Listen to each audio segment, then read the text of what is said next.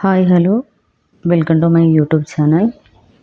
I am Subhita, consultant psychologist. ഇന്ന് നമ്മൾ discuss ചെയ്യാൻ പോകുന്നത് തികച്ചും വ്യത്യസ്തമായൊരു ടോപ്പിക്കാണ്, സൈക്കോളജിക്കൽ റിലേറ്റഡ്. അതായത് കുഞ്ഞുങ്ങളുമായിട്ട് നമുക്ക് എങ്ങനെ ഒരു ബോണ്ടിങ് ക്രിയേറ്റ് ചെയ്യാം. അതായത് ഇതെന്തുകൊണ്ട് ഇങ്ങനെ ഒരു വിഷയം ഞാൻ എടുക്കാൻ കാരണം എന്ന് വെച്ച് കഴിഞ്ഞാൽ, ഇന്ന് സമൂഹത്തിൽ ഓരോ ഹ്യൂമൻ ബീയിങ്ങും ഡിഫറെൻ്റ് ആണ്. ചില പാരൻസ് അവരുടെ ഡീപ്പ് ഫ്രണ്ട് ആയിരിക്കും, അതായത് ഒരു സ്ട്രോങ് ബോണ്ടിങ് ആയിരിക്കാം. അവർ എന്നാ കുരുത്തക്കേട് കാണിച്ചാലും, അവർ വികൃതി കാണിച്ചാലും ആ ഒരു റിലേഷൻഷിപ്പ് സ്ട്രോങ് ആയതുകൊണ്ട് അവരതിനെ സിമ്പിളായിട്ട് എടുക്കും. അതായത് തെറ്റ് ചെയ്താലും അവർക്ക് തക്കതായ രീതിയിലുള്ളൊരു പണിഷ്മെന്റ് കൊടുക്കാതെ ഫ്രീ. അപ്പോൾ അത് മിസ്യൂസ് ചെയ്യാൻ കൂടുതൽ സാധ്യതയാണ്. അതായത് ഒരു കാറ്റഗറീസ് പാരൻസ് അങ്ങനെയാണ്. പിന്നെ മറ്റൊരു പാരൻസ് എങ്ങനെയാണെന്ന് വെച്ച് പറഞ്ഞാൽ എല്ലാത്തിലും സ്ട്രിക്റ്റ് ആയിരിക്കും. അതായത് എന്ത് ചെയ്താലും അതൊരു അവരോട് ദേഷ്യത്തോടെ ബിഹേവ് ചെയ്യുക, അതായത് കുഞ്ഞുങ്ങളോട് ദേഷ്യത്തോട് ബിഹേവ് ചെയ്യുക, അവരെ അടിക്കുക, അതുപോലെ തക്കതായ പണിഷ്മെന്റുകൾ കൊടുക്കുക, അതെന്തോ ആവാം. അപ്പോൾ ആ രീതിയിൽ അപ്പോൾ രണ്ട് കാറ്റഗറീസിലുള്ള പാരൻസും ഉണ്ട്. പിന്നെ ഇതിൻ്റെ രണ്ടിൻ്റെയും ബോർഡറിലുള്ള പാരൻസും ഉണ്ട്. അതായത് ഫ്രീഡം കൊടുക്കേണ്ട സിറ്റുവേഷനിൽ ഫ്രീഡം കൊടുക്കുക, സ്ട്രിക്റ്റ് ആവേണ്ട സിറ്റുവേഷനിൽ സ്ട്രിക്റ്റ് ആവുക, ആ രീതിയിലുള്ള പാരൻസും ഉണ്ട്. അപ്പോൾ ഇതിൽ ഏറ്റവും ബെറ്റർ എന്ന് പറയുകയാണെങ്കിൽ രണ്ടിൻ്റെയും സെൻറ്ററിൽ വരുന്ന ആ ഒരു കാറ്റഗറീസിൽ പെടുന്ന പാരൻസ് ആയിരിക്കും. സോ ഈ വീഡിയോസിലൂടെ ഞാൻ ഷെയർ ചെയ്യാൻ ആഗ്രഹിക്കുന്നത് ഇതിൽ എങ്ങനെ നമുക്ക് കൊച്ചുങ്ങളായിട്ട് ഒരു നല്ലൊരു ബോണ്ടിങ് ക്രിയേറ്റ് ചെയ്യാം, ഒരു നല്ലൊരു ഹാപ്പി ആയിട്ടുള്ളൊരു മൂമെൻറ്റ്, അല്ലെങ്കിൽ ഹാപ്പി ആയിട്ടുള്ളൊരു ബോണ്ടിങ് നമ്മൾക്ക് എങ്ങനെ കുഞ്ഞുങ്ങളായിട്ട് ഒരു ക്രിയേറ്റ് ചെയ്യാം എന്നുള്ള ടോപ്പിക്കാണ് നമ്മളിന്ന് ഈ വീഡിയോയിലൂടെ ഡിസ്കസ് ചെയ്യാൻ പോകുന്നത്. ബിഫോർ ദാറ്റ് ഞാൻ എൻ്റെ പേഴ്സണലായിട്ട് ഞാൻ കുറച്ച് എക്സ്പീരിയൻസ് പറയാം. എനിക്ക് ഇപ്പോൾ നെക്സ്റ്റ് മന്ത് 5 years ആവാറായ ഒരു മോളുണ്ട്. ആളിനെ ഞാൻ കഴിഞ്ഞൊരു ഐ തിങ്ക് ഒരു 6 months ബിഫോർ എല്ലാം ഞാൻ ഇച്ചിരിയല്ല അത്യാവശ്യത്തിന് സ്ട്രിക്റ്റ് ആയിരുന്നു.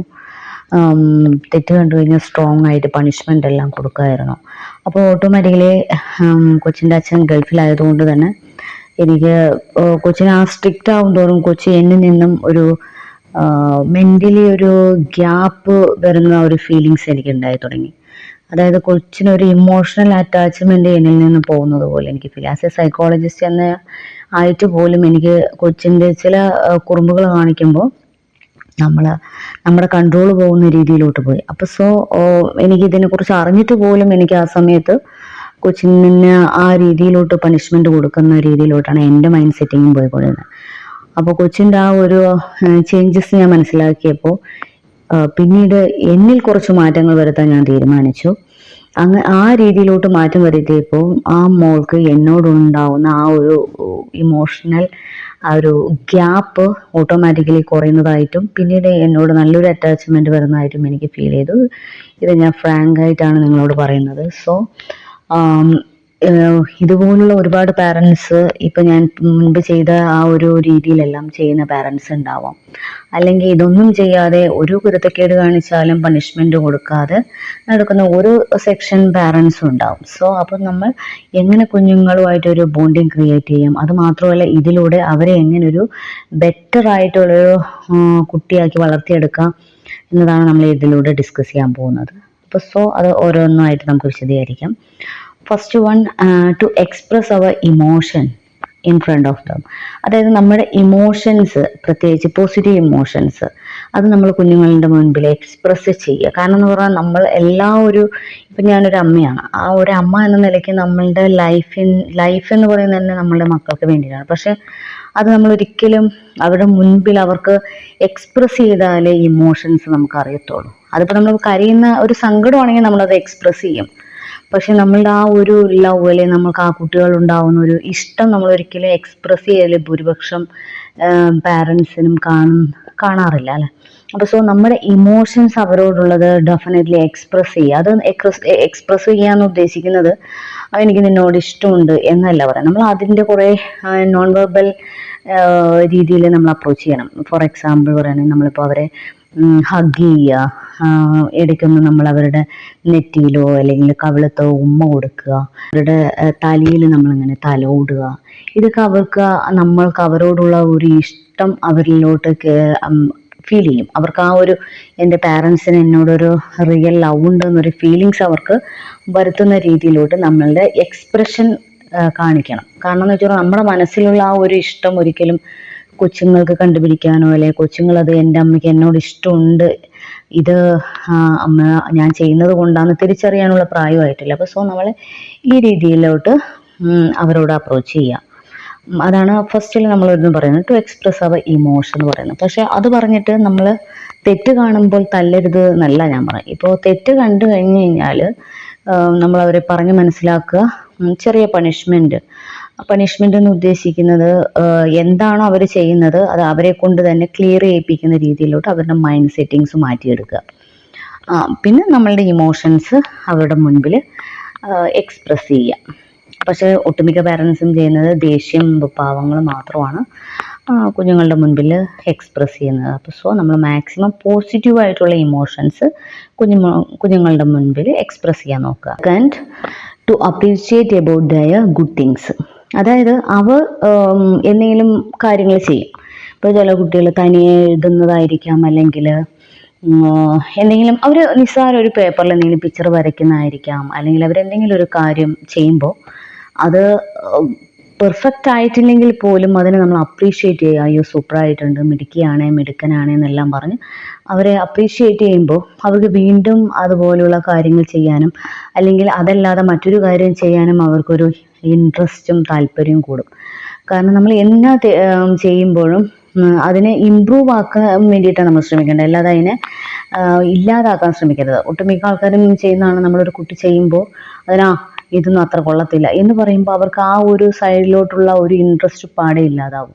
അതേസമയം നമ്മൾ അവരെ അപ്രീഷിയേറ്റ് ചെയ്യുന്ന സമയത്ത് അവർക്ക് അതിനോടുള്ള ഇൻട്രസ്റ്റ് കൂടുകയും അതിലുണ്ടാകുന്ന മിസ്റ്റേക്ക് നമ്മൾ ചൂണ്ടിക്കാണിച്ചുകൊണ്ട് അതിനെ തിരുത്തി അവരെ ബെറ്ററിലോട്ട് ആ ഒരു കാര്യം ചെയ്യുന്ന അതിനെ കുറച്ചും കൂടി ബെറ്റർ ആക്കാൻ വേണ്ടി നമ്മൾക്ക് അവരെ സപ്പോർട്ട് ചെയ്യുകയും ചെയ്യാം. That is to appreciate about their good things എന്ന് ഉദ്ദേശിക്കുന്നത്.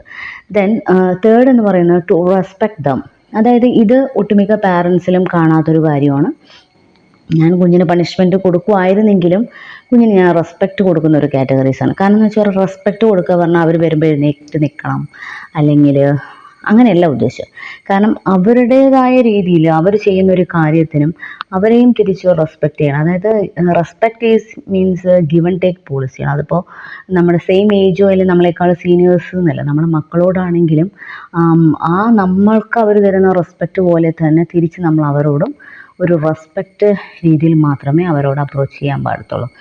കാരണം അവരെ വെറും ഒന്നും അല്ലാത്ത രീതിയിൽ, അതായത് ഞാൻ ഉദ്ദേശിക്കുന്നത് എങ്ങനെയാണ്, അവരൊന്നും അല്ലാത്ത രീതിയിൽ നമ്മൾ നിന്നെ കൊണ്ടൊക്കെ ഇത്രയൊക്കെ പറ്റത്തുള്ളൂ, അല്ലെങ്കിൽ അത്രയല്ലേ ഉള്ളൂ എന്നുള്ള രീതിയിലുള്ളത് മാറ്റിയിട്ട് അവർക്ക് കൊടുക്കേണ്ട അവരുടെ ഏജിലോട്ട് അവർ ചെയ്യുന്ന കാര്യത്തിന് നമ്മൾ പ്രോപ്പറായിട്ടുള്ളൊരു റെസ്പെക്റ്റ് അവർക്ക് കൊടുത്തിരിക്കണം. ദെൻ ഫോർത്ത് എന്ന് പറയുന്നത് to encourage them in any situations. അതായത് ഒട്ടുമിക്ക ആൾക്കാരും കാണിക്കുന്ന ഒരു സംഭവമാണ് കുട്ടികളെ ഒന്നിലോട്ടും എൻകറേജ് ചെയ്യിപ്പിക്കാതിരിക്കുക. ഫോർ എക്സാമ്പിൾ സ്റ്റഡീസിൽ മാത്രം എൻകറേജ് ചെയ്യുന്ന, നീ മിടുക്കനാണോ, പഠിക്കണം, നല്ല മാർക്ക് വാങ്ങിക്കണം, അങ്ങനെയല്ല ഞാൻ ഉദ്ദേശിച്ചത്. കാരണം എന്ന് വെച്ച് പറഞ്ഞാൽ ഒരു കുട്ടി വളർന്ന് വലുതായി ഒരു നല്ലൊരു ഹ്യൂമൻ ബീയിങ് ആവുക എന്നത് ഉദ്ദേശിക്കുന്നത് എഡ്യൂക്കേഷൻ മാത്രമല്ല. എഡ്യൂക്കേഷൻ ഈസ് നമ്മുടെ ഒരു ലൈഫിൻ്റെ ഒരു പാർട്ട് മാത്രമാണ്, അല്ലാതെ ഒരു ഹ്യൂമൻ ബീയിങ്ങിന് ഒത്തിരി ക്വാളിറ്റീസ് ഉണ്ടല്ലേ. എല്ലാം നമുക്ക് ഫേസ് ചെയ്യാനുള്ളൊരു മെൻ്റൽ എബിലിറ്റി അവരിൽ ക്രിയേറ്റ് ചെയ്യണം. കാരണം എന്ന് വെച്ച് പറഞ്ഞാൽ ഇപ്പോൾ ഒരു എക്സാമ്പിൾ, ഒരു കുട്ടി ഒരു കാര്യം ചെയ്യുമ്പോൾ നീ അത് ചെയ്യരുത്, അത് ചെയ്തു കഴിഞ്ഞാൽ ഇന്നത് പറ്റും. അതായത് നമ്മളെപ്പോഴും ഹെലികോപ്റ്റർ പാരൻസ് എന്ന് പറഞ്ഞാൽ സൈക്കോളജിക്കലി പറയുന്നത്, അതായത് നമ്മൾ ഇൻഡയറക്റ്റായിട്ട് അവരെ ഒബ്സർവ് ചെയ്യും. ഇപ്പോൾ ഒരു വെജിറ്റബിൾ കട്ട് ചെയ്യാൻ പോകുമ്പോൾ അയ്യോ കത്തി കൊടുത്തു കഴിഞ്ഞാൽ കൈ മുറിയും, അങ്ങനെയൊന്നും പേടിച്ച് നമ്മളെ കൊച്ചുങ്ങളെ ഞാൻ ക്ലാസ് എടുക്കാൻ പോകുമ്പോൾ ഒത്തിരി പാരൻസ് പറയാറുണ്ട്, പാരൻസ് മീറ്റിങ്ങിന്, ഇന്നേ വരെ ഞാൻ ആ കൊച്ചിനെ കിച്ചണിൽ അടുക്കളയിൽ നിർത്തിയിട്ടില്ല, കാരണം എനിക്ക് പേടിയാണ് ഗ്യാസ് ഓൺ ആക്കിയിട്ട് അതിൽ ചെയ്ത് കഴിഞ്ഞാൽ വല്ല അപകടം ഉണ്ടാവുമോ, അല്ലെങ്കിൽ വെജിറ്റബിൾ കട്ട് ചെയ്യുമ്പോൾ കൈ മുറിയോ, അല്ലെങ്കിൽ ലൈറ്റ് ഇടാൻ സമ്മതിക്കത്തില്ല, ഷോക്ക് വരുമോ. അവരെ ഡിസ്കറേജ് ചെയ്യുമ്പോൾ ബേസിക്കലി അവർക്ക് ഇതിനോടുള്ളൊരു പേടിയായിട്ട് വരും. കാരണം അവർക്ക് ചെയ്യാനുള്ളൊരു കോൺഫിഡൻസ് കുറയും. അപ്പോൾ എല്ലാ സിറ്റുവേഷനെയും ഫേസ് ചെയ്യാനുള്ള രീതിയിൽ അവരെ എൻകറേജ് ചെയ്യിപ്പിക്കുക.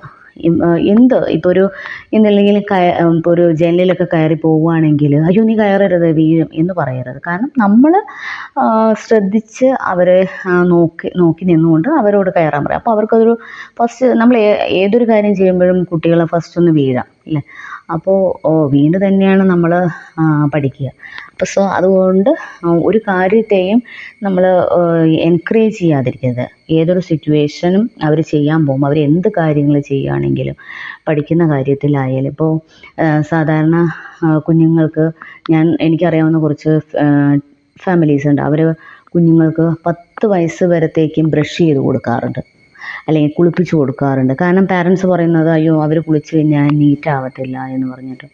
അതുപോലെ മുടി കെട്ടാൻ അറിയാത്ത കുട്ടികളുണ്ട്. അങ്ങനെ ഓരോരോ രീതിയിലും കുട്ടികളെ, അതായത് പണ്ട് 5-6 മക്കളെ ഉണ്ടാവുന്ന സമയത്ത് ഓരോ ആൾക്കാർ ഭൂമിയിലേക്ക്, അതായത് ഓരോ കൊച്ചുങ്ങൾ ഡെലിവറി കഴിയും തോറും മറ്റേ കൊച്ചുങ്ങൾ ഓട്ടോമാറ്റിക്കലി പക്വതയിലോട്ട് പോകും. കാരണം അവർക്ക് നോക്കാൻ ടൈമില്ല. കാരണം താഴെ ഒരു കൊച്ച്. ഇപ്പം അങ്ങനെയല്ല, എല്ലാ പാരൻസിനും സിംഗിൾ ചൈൽഡാണ്. അപ്പോൾ അതുകൊണ്ട് ഇവരെ ഫുള്ളായിട്ട് ഒബ്സർവ് ചെയ്തിട്ട് ഇവരുടെ എല്ലാ കാര്യങ്ങളും ചെയ്തു കൊടുത്ത് ഇവരൊരു ഡമ്മി പോലെയായി തീരുകയാണ് ചെയ്യുന്നത്. അപ്പോൾ അവരെ എല്ലാ കാര്യത്തിലും, ഇപ്പോൾ കുളിക്കുന്ന കാര്യത്തിലായാലും ഡ്രസ്സിങ്, എൻ്റെ കുഞ്ഞാണെങ്കിൽ എല്ലാ കാര്യങ്ങളും തനിയെ ചെയ്യും. ഞാൻ പറഞ്ഞില്ലേ 5 years ആവുന്നതേ ഉള്ളൂ നെക്സ്റ്റ് മന്തിലോട്ട്. ആളെല്ലാം ചെയ്യും. കുളിക്കുന്ന കാര്യമായാലും ബ്രഷ് ചെയ്യുന്ന കാര്യമായാലും ഡ്രസ്സിങ് ആയാലും ഫുഡ് കഴിക്കുന്ന ആയാലും മുടി കെട്ടുന്ന കാര്യങ്ങൾ ഉൾപ്പെടെ ഞാൻ ട്രെയിൻ ചെയ്ത ആളെ ബെറ്റർ ആക്കിയിട്ടുണ്ട്. അപ്പോൾ അങ്ങനെയാകുമ്പോൾ നമ്മൾക്ക് എന്നാന്ന് വെച്ചു പറഞ്ഞാൽ, അപ്പോൾ ഒരു എമർജൻസി നമ്മൾക്ക് എങ്ങോട്ടേലും പോകേണ്ട ഒരു സിറ്റുവേഷൻ വരുമ്പോൾ ആ കുട്ടികൾ അയ്യോ അവരെയും ഒരുക്കണം, നമ്മൾക്കും ഒരുക്കണം. അങ്ങനത്തെ ഒരു സാഹചര്യം വരുമ്പോൾ നമ്മൾ ഭയങ്കരമായിട്ട് ഡിസ്റ്റർബ് അയ്യോ ടൈം തീർന്നു പോവാറ്, അങ്ങനെ ഒരു ടെൻഷൻ വരും. ഇതാകുമ്പോൾ എന്താണെന്ന് വെച്ച് പറഞ്ഞാൽ നമുക്കൊരു സപ്പോർട്ടും കൂടിയാണ്. അപ്പോൾ ഇത് നമ്മൾ വർക്കിൽ നിന്നും രക്ഷപ്പെടുക എന്നല്ല ഉദ്ദേശിക്കുന്നത്. കാരണം അവരെ സെൽഫായിട്ട് ഡെവലപ്പ് ആക്കാൻ നോക്കുക. Then last point, to give little freedom. That means, അതായത് നമ്മൾ ഇവർക്ക് ഒരു ഫ്രീഡം കൊടുക്കണം. എല്ലാത്തെയും സ്ട്രിക്റ്റ് ആവാതെ അവർക്ക് പ്രോപ്പറായിട്ട് അവർക്കേതായ ഒരു ഫ്രീഡം കൊടുക്കണം. ഇപ്പോൾ ചില പാരൻസ് പറയാറുണ്ട് പുറത്തോട്ട് പോകാൻ സമ്മതിക്കത്തില്ല, അല്ലെങ്കിൽ കളിക്കാൻ സമ്മതിക്കത്തില്ല, അല്ലെങ്കിൽ എപ്പോഴും പഠിക്കുക, അല്ലെങ്കിൽ അവർ പറയുന്ന രീതിയിലോട്ട് തന്നെ, അതായത് അവർ പാരൻസ് പറയും അതിനനുസരിച്ച് തുള്ളുന്ന പാവകൾ രീതിയിൽ പിള്ളേരെ മോൾഡ് ചെയ്തെടുക്കുക. അങ്ങനെ ആകുമ്പോൾ ഓട്ടോമാറ്റിക്കലി എന്ന് പറയുമ്പോൾ അവർക്ക് അവരുടേതായ ഒരു വ്യക്തിത്വം ഇല്ലാതാവും. കാരണം എന്ന് വെച്ചാൽ ഒത്തിരി പ്രായം ചെന്നിട്ടും സ്വന്തമായൊരു തീരുമാനം എടുക്കാൻ കഴിയാതെ ഒത്തിരി അതായത് ഫാമിലി ലൈഫ് ഫെയിലിയറായി ഒത്തിരി കേസസ് എക്സ്പീരിയൻസ് ചെയ്ത ഒരാളാണ് ഞാൻ. അപ്പോൾ സ്വന്തമായിട്ട് ഡിസിഷൻ എടുക്കാനുള്ളൊരു മെൻ്റൽ കപ്പാസിറ്റി അവർക്ക് കുഞ്ഞുനാൾ മുതലേ കൊടുത്തിരിക്കണം. എന്നാൽ മാത്രമേ അവർക്കൊരു സെൽഫ് ഡിസിഷൻ എടുക്കാനുള്ളൊരു മൈൻഡ് സെറ്റിങ്സ് ഓട്ടോമാറ്റിക്കലി അവർ പിക്കപ്പ് ചെയ്ത് വരത്തുള്ളൂ. ഒത്തിരി സ്ട്രിക്റ്റ് ആവാതിരിക്കുക, അതായത് അവർക്ക് തക്കതായിട്ടുള്ള ഫ്രീഡംസ് കൊടുക്കുക, അവർക്ക് പ്രോപ്പറായിട്ടുള്ളൊരു ഫ്രീഡംസ് കൊടുക്കുക. അപ്പോൾ ഇത്രയും പോയിൻറ്റ്സ്, ഇത് മാത്രമല്ല ഒത്തിരി കുട്ടികളിൽ അപ്ലൈ ചെയ്യാൻ ഒത്തിരി കാര്യങ്ങളുണ്ട്. അത് വരുന്ന വീഡിയോകളിൽ നമ്മൾ ഇടുന്നതാണ്. ഇപ്പോൾ ബേസിക്കലി നമ്മൾ അതായത് മെയിനായിട്ട് കാണുന്ന പോയിൻറ്റ്സുകളാണ് ഞാനിപ്പോൾ പറഞ്ഞിരിക്കുന്നത്. അപ്പോൾ ഇത് നിങ്ങൾക്ക് ഇഷ്ടപ്പെട്ടെന്ന് കാണുമെന്ന് വിചാരിക്കുന്നു. ഇഷ്ടപ്പെട്ടെങ്കിൽ ലൈക്ക് ചെയ്യുക, ഷെയർ ചെയ്യുക, സബ്സ്ക്രൈബ് ചെയ്യുക. Okay, bye. വേറെ ഒരു വിഷയമായിട്ട് നെക്സ്റ്റ് വീഡിയോ കാണുന്നവരത്തേക്ക് ബൈ, ടേക്ക് കെയർ.